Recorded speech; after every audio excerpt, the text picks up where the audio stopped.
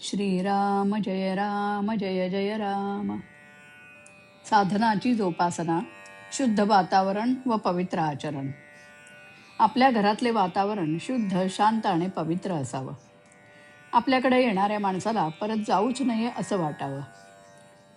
अगदी भगवंताच्या इच्छेने प्रपंच चालला आहे असे समजून त्या प्रपंचात विद्या, वैभव, घरदार इत्यादी सर्व काही यश संपादन करा. अगदी एखाद्या राजयोग्याप्रमाणे प्रपंचात ऐशारामात राहून गाद्या गिरद्यांवर लोळा. पण हे करीत असताना तुमचे अंतःकरण मात्र भगवंताच्या प्रेमाने ओथंबलेले राहू द्या. कुणाशी वाद घालीत बसू नका. जगाचा मान फार घातक आहे. त्याची चटक लागली की मनुष्य त्याच्या मागे लागतो. नंतर मान मिळवण्याची कृती थांबते आणि मानही नाहीसा होतो. जगातले अजिंक्य पुरुषसुद्धा कुठेतरी विषयात गुंतलेले असतात. तिथे त्यांचा घात होतो. जगाला ते भारी असतील, पण त्या विषयापुढे त्यांचे काहीच चालत नाही. प्रेमात गुंतू नका, तसेच द्वेषमत्सरातही गुंतू नका. दोन्ही सारखेच घातक आहेत. आपण त्याच्यावर दावा लावला आहे तो भाऊबंद मेला आणि आपला प्रिय नातेवाईक मेला. दोघेही मेल्याचे सुतक सारखे. त्याचप्रमाणे मनुष्य प्रेमाने गुंतला काय आणि द्वेषाने काय, नुकसान सारखेच होते. भगवंताचा विसर हा कोणत्याही कारणाने झाला तरी बरा नाही. मग प्रपंचात सुखसोयी असल्याने तो होवो किंवा प्रपंचात दुःख झाल्यामुळे होवो. ढोंग, बुवाबाजी इत्यादींच्या भानगडीत तुम्ही पडू नका. अगदी काहीही न केले तरी चालेल, पण ढोंग मुळीच करू नका. आणि सर्वांनी माझ्यावर कृपा करा. अगदी अनुभवाने मी सांगतो की बुवा होण्याच्या फंदात तुम्ही पडू नका. आपले कर्तव्य भगवंताच्या स्मरणात करून त्याचे अनुसंधान अखंड टिकू द्या. आमची अशी वृत्ती बनण्यासाठी संतांच्या संगतीची आपल्याला जरुरी आहे. आपण सर्वजण सत्संगतीमध्ये आहोत असे म्हणतो, मग आमची वृत्ती का न सुधारावी? तर संतांना ज्याची आवड आहे ते आम्ही धरले नाही, म्हणून आमची वृत्ती सुधारत नाही.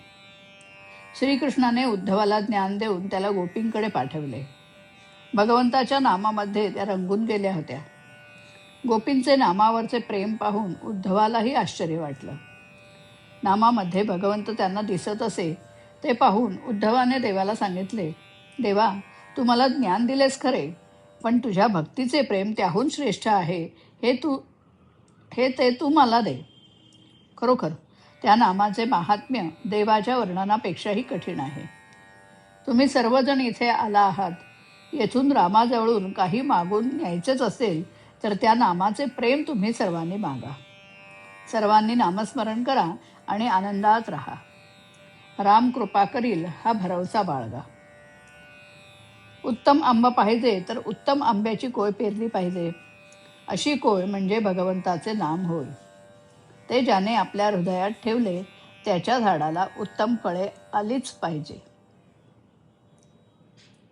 श्रीराम.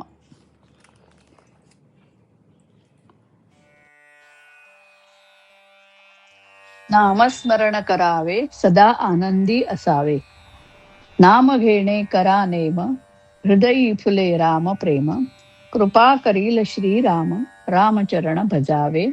नामस्मरण करावे, सदा आनंदी असावे. नको गुंतणे कशात, राहू शुद्ध बुद्ध शांत. जसे गगन तैसेच जगी निर्लेप असावे. नामस्मरण करावे, सदा आनंदी असावे. देव येईल वर्णिता, परिणामाची महत्ता. कशी आहे शब्दातीत, नाम घेऊनी पहावे. नामस्मरण करावे, सदा आनंदी असावे. श्रीराम.